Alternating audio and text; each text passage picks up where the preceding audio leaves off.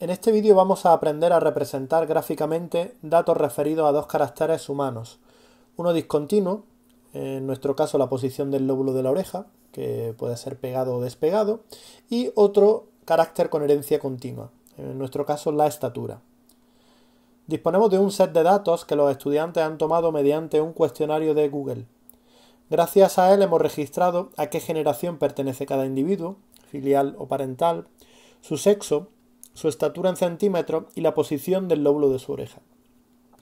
Además incluimos un identificador numérico para cada familia, lo que nos permitirá más adelante hacer correspondencia entre padres e hijos. Exportamos la base de datos generada a Excel para trabajar con ella. Para estudiar la distribución del carácter posición del lóbulo de la oreja en esta población, copiamos todos los datos en una nueva hoja de cálculo. Aunque no es necesario, eliminamos los datos de la estatura, que ahora mismo no vamos a necesitar. Seleccionamos el set de datos e insertamos una tabla dinámica en la misma hoja de cálculo, señalando la celda en la que queremos que aparezca. Esto nos permitirá extraer información de nuestros datos, por ejemplo, qué fenotipo, pegado o despegado, es más frecuente en nuestra población. Se nos abrirá el constructor de tablas dinámicas. Arrastramos al área filas el concepto según el cual queramos realizar la ordenación, en este caso lóbulo de la oreja. Al área valores arrastramos aquello que queramos contabilizar, en este caso el número de individuos. Es importante asegurarse de que en la configuración de esta área esté indicado el valor cuenta, que es la orden para contabilizar el número de individuos de uno y otro fenotipo. A continuación, para representar gráficamente la distribución del carácter, seleccionamos los datos de la tabla e insertamos un gráfico de barras. Obtenemos la representación típica de un carácter discontinuo, con pocas clases fenotípicas separadas, normalmente dos y del tipo presencia-ausencia. El tamaño de las barras indica el número de individuos de cada una de las clases. En este caso, el fenotipo despegado es más frecuente que el pegado.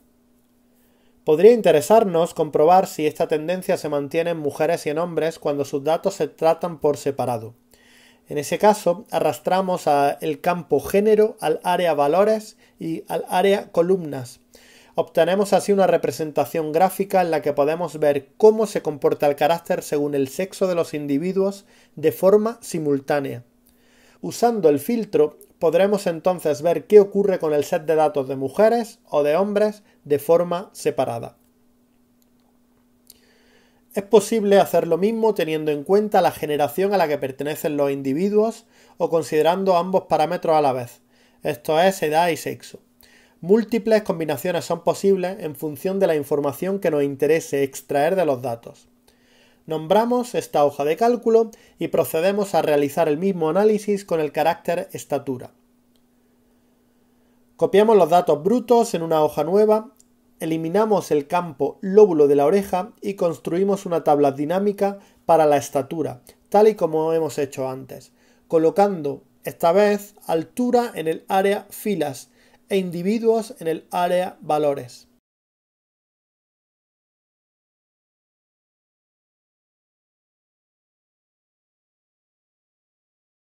Vamos a obtener una serie de datos continua con las estaturas ordenadas en orden creciente en la primera columna y el recuento de individuos en la segunda. Si nos fijamos bien, el incremento entre las distintas clases fenotípicas no es homogéneo.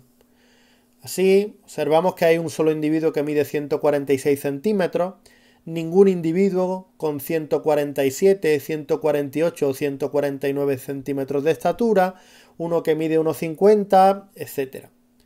Para que los intervalos sean homogéneos, pinchamos en cualquier celda de la primera columna. Clicamos el botón derecho y seleccionamos Agrupar.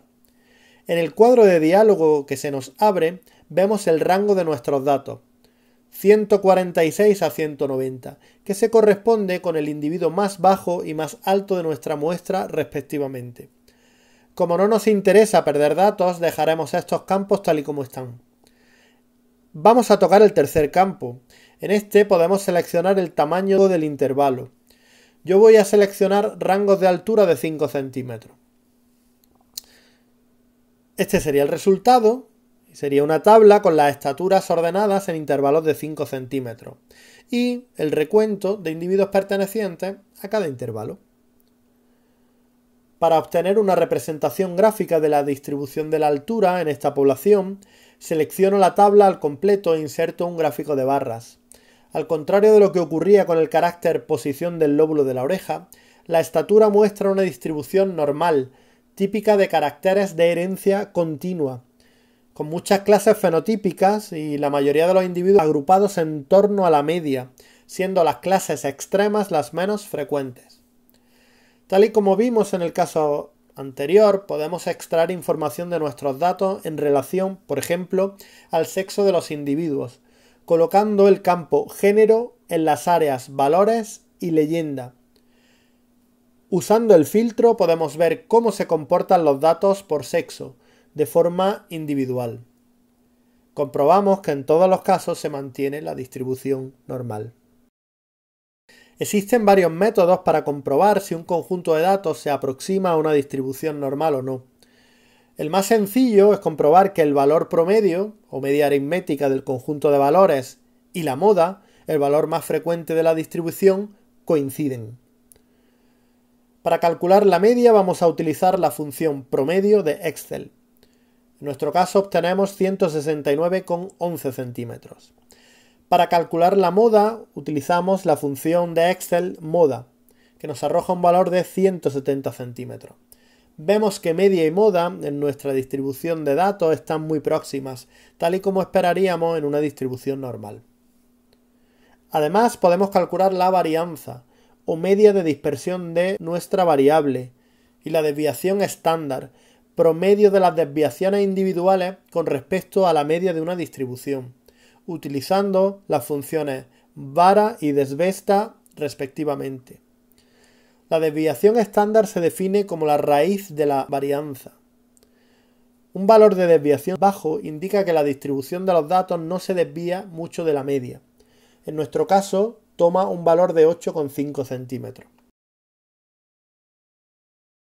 Otro método para comprobar si la dispersión de los datos está sesgada hacia uno u otro lado de la media es calcular el coeficiente de asimetría. En una normal, el coeficiente de asimetría debe ser cercano a 0. Para calcularlo usamos la función de Excel. Un valor positivo indica asimetría positiva o a la derecha. Esto es, la cola a la derecha de la media es más larga que la de la izquierda. O dicho de otra manera, hay más individuos a la izquierda de la media. Mientras que un valor negativo indica asimetría negativa o a la izquierda. Es decir, hay más individuos a la derecha de la media. Nuestra distribución presenta, como puede observarse en el gráfico y como arroja el valor de coeficiente de asimetría, una asimetría positiva o a la derecha.